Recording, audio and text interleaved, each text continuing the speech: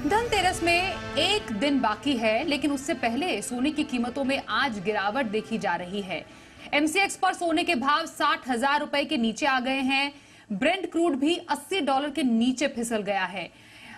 सोने और कच्चे तेल की दोनों की कीमतों में गिरावट का दौर हमने देखा है। अभी इन दोनों खबरों पर विस्तार से चर्चा करते हैं। हमारे साथ जी बिजनेस के कमोडिटी एडिटर मृत्युंजय कुमार झा है। मृत्युंजय, धनतेरस के समय स्वाभाविक तौर पर सोने की खरीदारी बढ़ जाती है और उसके पीछे उसके पहले माफ कीजिए सोने की कीमतें घट गई हैं। क्या है बड़े कारण?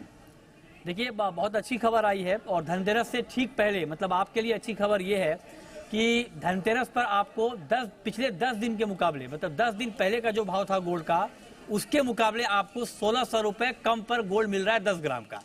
तो ये आपके लिए अच्छी खबर है। मतलब ये कि अगर आप 10 दिन पहले आपने गोल्ड खरीदा होता तो आपको यहाँ से 1600 रुपए ज्यादा देने पड़ते, जो कि अब नहीं देने पड़ेंगे। तो 1600 रुपए दाम घट गए हैं 10 दिन में, और अब जो भाव है वो 60,000 के नीचे आ गया है। और ये राहत की बात इसलिए भी है क्योंकि जब दाम बढ़ रहे थे गोल्ड के बहुत तेजी से, तो उस वक्त ये संभावना जताई गई थी कि इस बार दीपावली पर गोल्ड प्राइस का पिछला सारा रिकॉर्ड तोड़ देगा और 62,000 63,000 के टारगेट आ रहे थे। तो लोगों को लग रहा था कि इतना महंगा गोल्ड कैसे खरीदा जाएगा, लेकिन ठीक धनतेरस आते आते गोल्ड के दाम कम हो गए। तो ये एक राहत की बात है और कीमतों में तेज गिरावट आई है। दाम 60,000 के नीचे आ गए हैं। और अगर आप देखें तो 31 अक्टूबर को, बहुत लंबा वक्त नहीं बीता है, 31 अक्टूबर को गोल्ड का भाव 61,500 के करीब पहुंच गया था, जो अब 60,000 के नीचे आ गया है। तो धनतेरस पर आपके लिए अच्छी बात आ गई कि गोल्ड आप कैसे खरीदेंगे। और इसके पीछे की वजह यह है कि जिस रफ्तार से गोल्ड के दाम बढ़ रहे थे, उस समय सुरक्षित निवेश के तौर पर गोल्ड की डिमांड काफी बढ़ गई थी, जो अब कम हो गई है। गाजा और इजराइल युद्ध के बाद सेफ हेवन बाइंग गोल्ड में बढ़ गई थी, लेकिन अब उसमें कुछ कमी आई है और उसका इंपैक्ट हमने देखा है। दूसरी बड़ी वजह यह है कि डॉलर काफी मजबूत हुआ है और उसने भी गोल्ड मार्केट के सेंटीमेंट को कमजोर किया है कीमतों के लिहाज से। तो ये दो बड़ी वजह है जिससे गोल्ड कीमतों में गिरावट आई है। जानकारों का मानना है कि आगे दाम कुछ और कम हो सकते हैं, और जानकारों का यह भी मानना है कि चूंकि लोग माइंड में कब कर चुके थे कि इस बार दिवाली पे धनतेरस पर रिकॉर्ड भाव पर गोल्ड खरीदना पड़ेगा, तो उसके मुकाबले अब कम भाव पर गोल्ड मिल रहा है, तो डिमांड भी बढ़ सकती है। लास्ट ईयर के मुकाबले इस बार धनतेरस पे दिवाली पर गोल्ड की डिमांड भी बढ़ने की संभावना है। तो लिहाजा दाम गिरने का ये फायदा होगा कि एक तो लोगों को सस्ता गोल्ड मिलेगा, ज्वेलर के लिए यह फायदा है कि वहां पर डिमांड में बढ़ोतरी हो सकती है।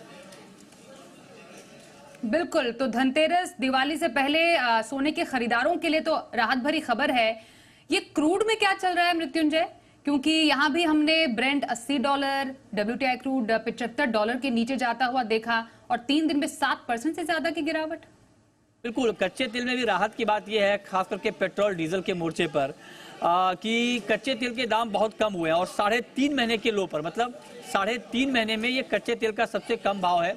$80 के नीचे आ गया है ब्रेंट और WTI क्रूड 76 के नीचे आ गया है। हालांकि गिरावट के बाद आज थोड़ी सी रिकवरी है, लेकिन मार्केट बहुत ज्यादा तेजी के मूड में दिख नहीं रहा है।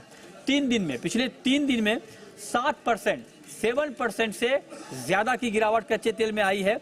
और इसके पीछे की बड़ी वजह यह है कि अमेरिका और चीन, जो ये दुनिया की 2 बड़ी इकोनॉमी है, जो दो बड़े कंज्यूमर देश हैं, वहां पर डिमांड घटने की आशंका बढ़ गई है, क्योंकि वहां के जो आर्थिक हालात हैं वो बहुत सपोर्टिव इस वक्त दिख नहीं रहे हैं। ये एक बड़ी वजह है। दूसरी बड़ी वजह है कि API, जो कि अमेरिका की एजेंसी है, प्राइवेट एजेंसी, उसकी रिपोर्ट आई है कि पिछले हफ्ते अमेरिका में क्रूड का स्टॉक 1,20,00,000 बैरल बढ़ा है।